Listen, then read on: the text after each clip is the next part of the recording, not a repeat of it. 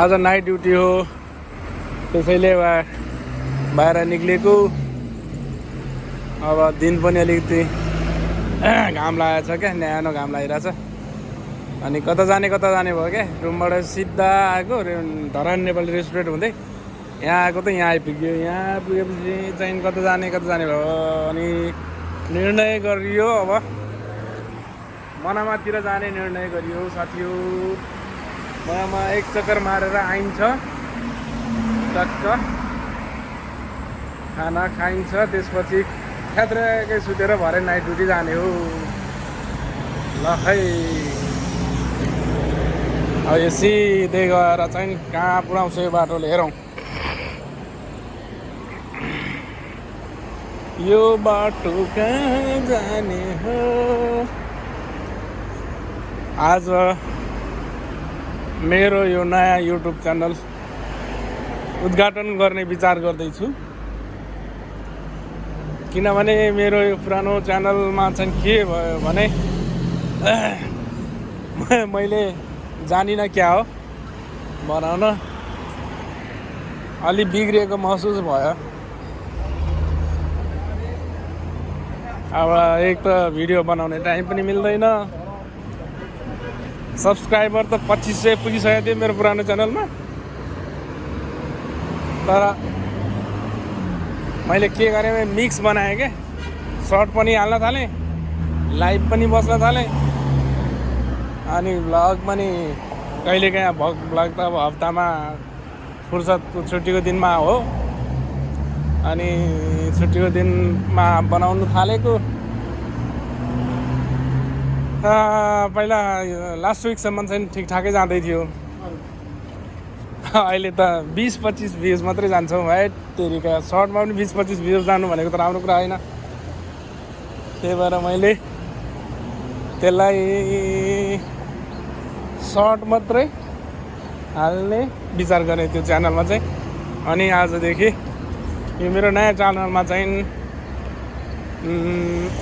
Vlog मात्रै आउँछ, यस्तै डेली भ्लगहरू। भ्लग अनि सर्ट आए पनि यही भ्लग सम्बन्धित आउँछ। मेरो त्यो पुरानो च्यानलमा चाहिँ मैले जस्तो कि के भन्ने थियो, रिमिक्स रियाक्सन जस्तो बनाएर हाल्ने गरेको थिएँ क्या। अनि अहिलेसम्म त्यस्तो कपिराइटहरू इस्युहरू चाहिँ केही पनि आएको थिएन त्यसमा। तैपनि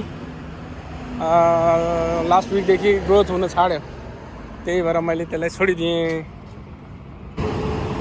होइन, मनामा जाने भनेको त कता पो निक्लियो यो बाटो त। मलाई मनामा पुर्याउँदैन कि क्या हो। पैदल यात्रा गर्नु पनि गाह्रो छ है।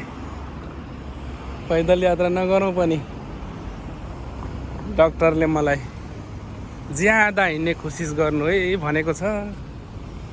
के गर्नु।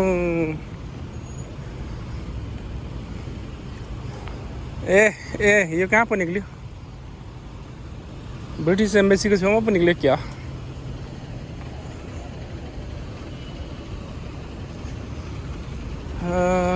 यहाँ निक्लिँदो रहेछ भनेपछि यहाँबाट लेफ्ट लागेपछि मनामा पुगिन्छ। ठिकै छ त, ठिकै छ त।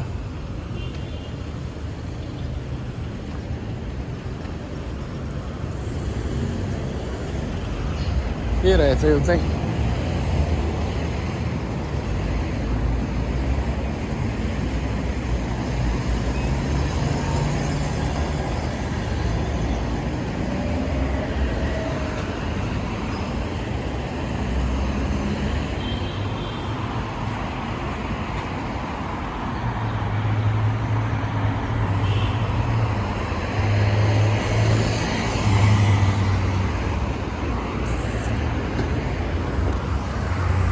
मनामा पुग्नलाई मलाई अझै 20-25 मिनट लाग्छ। एन्टी लाइट भयो है। ल साथी, हो फाइनल्ली मनामा चाहिँ आइसकिएको छ। त्यो बाटो हुँदै आएको। अब यहाँ आइसकेपछि आइ नै सकेपछि केही न केही त खाएर जानुपर्छ। भोक लागिसक्यो। के खाने भन्ने कुरा त्यहाँतिर धेरै नेपाली रेस्टुरेन्ट छन्। आज खै मोमो खानुपर्छ कि जस्तो लाग्दैछ है। तर के महँगाइले छुइसक्नु छैन। महँगो भन्छ हर कुरा। एक प्लेट मोमोलाई नेपालको हिसाब गर्ने भए 600-700 जस्तै पर्न जान्छ। अब मोमो मात्रै खाइँदैन, अरू पनि खानु परिहाल्यो। पेप्सी सेप्सी पिउनै पर्यो। गर्दाखेरि 1000 रुपियाँ जस्तो जान्छ हौ। तैपनि आफ्नो नेपाली मौलिकता फुड खानै मन लाग्छ। अब सधैँ खाइने खाने होइन क्या अरे। यसो फुर्सद टाइम मिल्दा त हो नि। ल हेर्नुहोस् बहराइनको यो के भन्छ यसलाई, खै यसको नाम के थियो, युनाइटेड वर्ल्ड ट्रेड हो के हो, जेसुकै होस् मलाई थाहा छैन नाम चाहिँ। जे यसैले परिचित छ बहराइन। अनि उयो पर देखिएको चाहिँ अर्को बिल्डिङ चाहिँ हार्बर टावर भन्छ क्या अरे यसलाई चाहिँ।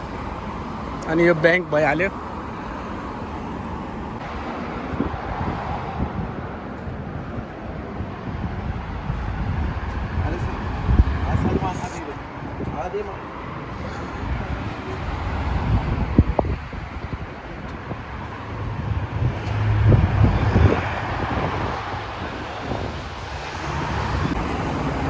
फाइनल्ली साथी हो म चाहिँ मनामा पुगेर पनि फर्किसकेको छु कि। फर्कियो खाना भन्ने भनेको। आज अचम्मकै घटना घट्यो जिन्दगीमा। घटना चाहिँ के घट्यो भने खाना खानु भनेर बसेको गएको अनि ब्ल्याक कफी मगाइहाल्यो। अनि पिँदै थिएँ। यसो पकेट छामेको त छैन पैसा त। पर्स त मैले रुममै पो छोडेर आएको रहेछु। किनकि म यता जान्छु भनेर सोचेकै थिइनँ नि त। अन्त अब पैसा तिर्ने छैन। अनि त्यो नेपाली रेस्टुरेन्ट भएको हुनाले ल कफीको पैसा पछि आएर तिर्छु है भनेर त्यतिकै नखाइकन आयो साथी हो। बर्बाद भयो आज। आजै मर्दो भयो हट्टरिका। ठ्याक्कै अघि भिडियो स्टार्ट गरेको ठाउँ आइपुगेको छ। अब मलाई यहाँदेखि रुम पुग्नलाई 10 मिनट जति लाग्ला। त्यति लाग्छ कि लाग्दैन लाज परिहाल्यो। के गर्नु, धन्न अर्डर गरेको थिइनँ खाना। कहाँबाट चाहिँ दिमाग आएछ बिहान बिहानै यसो ब्ल्याक कफी चाहिँ पिदिउँ न त भन्ने दिमाग आएको हुनाले बचियो साथी हो।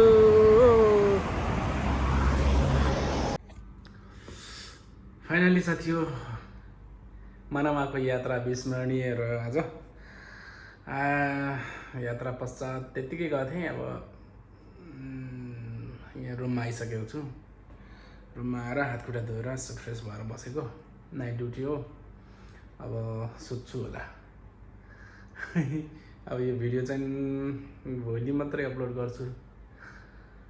किनभनेदेखि अब मसँग टाइमै छैन। 12 बजिसक्यो। 5-6 घन्टा त सुत्नु परिहाल्यो।